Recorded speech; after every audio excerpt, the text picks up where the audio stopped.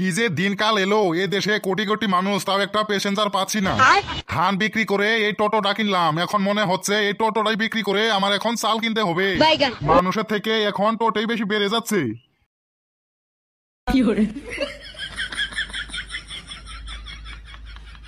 এই টোটোওয়ালা, তুই এই রাস্তার মাঝে এই টোটো দাঁড় করিয়ে রাখছিস কেন? ওই না তো, আমি তো এই রাস্তার সাইডে এই টোটো দাঁড় করিয়ে বসে আছি। এই টোটোওয়ালা, এটা তোর সাইড, এটা তোর সাইড। এই ছেলে এ তো মেজাজ দেখাচ্ছ কেন? হ্যাঁ, মেজাজের আমার এখনই দেখছো কি? আগে বলো, এটা কি তোমার সাইড? এই টোটোর জন্য রাস্তা দিয়ে হেঁটে বেড়ানো যায় না। সামনে টোটো, ডাইনে টোটো, বাঁয়ে টোটো, পিছনে টোটো, উপরে টোটো, নিচে টোটো, বাইরে টোটো, ভিতরে টোটো, খালি টোটো আর টোটোই।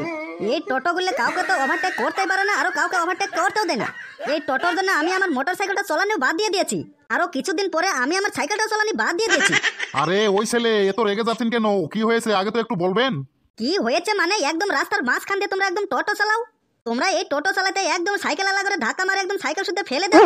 ছোটবেলায় আমি বইতে পড়েছিলাম, এই পৃথিবীর ভিতরে 3 ভাগের 2 ভাগের জল আর 1 ভাগ স্থল। হ্যাঁ, আমিও পড়েছি পৃথিবীর ভিতরে 3 ভাগের 2 ভাগ জল আর 1 ভাগ স্থল। হ্যাঁ, কিন্তু আমার এখন মনে হয় এই পৃথিবীর ভিতরে 3 ভাগের 2 ভাগ জল আর 1 ভাগ স্থল আর বাকি 97 ভাগ টোটো। হাই রে, কি টোটো রে!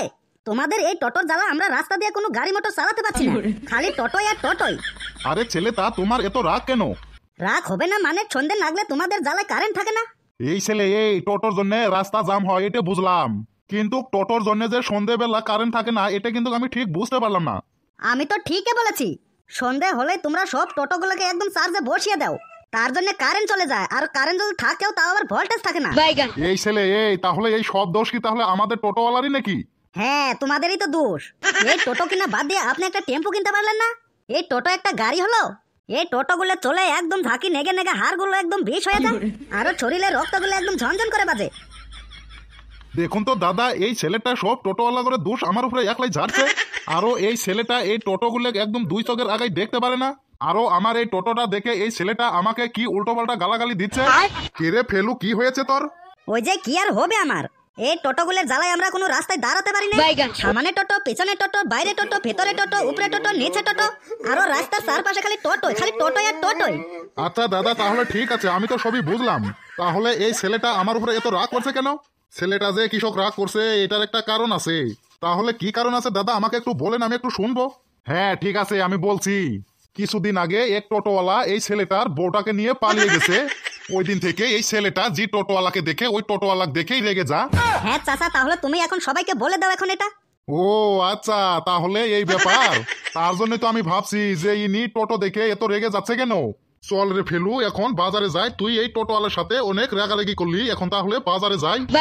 ঠিক আছে দাদা, ঠিক আছে, তাহলে আমি এখান থেকে চলে যাই। আপনারা তাহলে এখন বাজারে যান। মনটা ভেঙে গেল, বউটা টোটোওয়ালার সাথে চলে গেল। মনটা ভেঙে গেল, বউটা টোটোওয়ালার সাথে চলে গেল।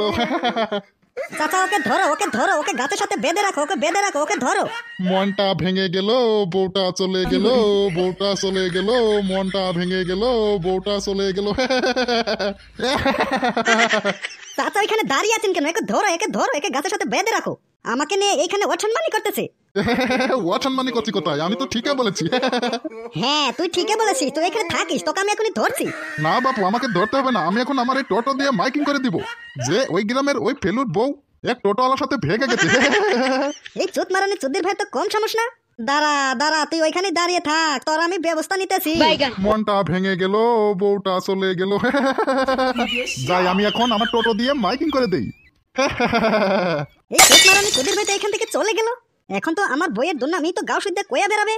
চাচা, তুমি আমার বইয়ের কথা এই টোটোওয়ালাকে কইলে কেন? হ্যাঁ, এই জন্যই কলাম। কারণ আমি ওই গাছের আড়ালে থেকে দেখতাম তুই এই টোটোওয়ালার সাথে সকাল থেকে একদম ঝগড়া করছিস। ওই জন্য টোটোওয়ালাকে কয়ে দিলাম, এখন টোটোওয়ালা এখান থেকে চলে গেল। চাচা, আপনি কিন্তু এই কামটা ঠিক করলেন না। ওই টোটোওয়ালা তো এখন মাইকিং করে দিবে। মাইকিং করে দিলে তো আমার কি হবে? এখন ওটা তুই বুঝে। এই চাচা কইও তো আমি খুব মহা বিপদে বললাম। যাক, দেখা যাক কি হয়।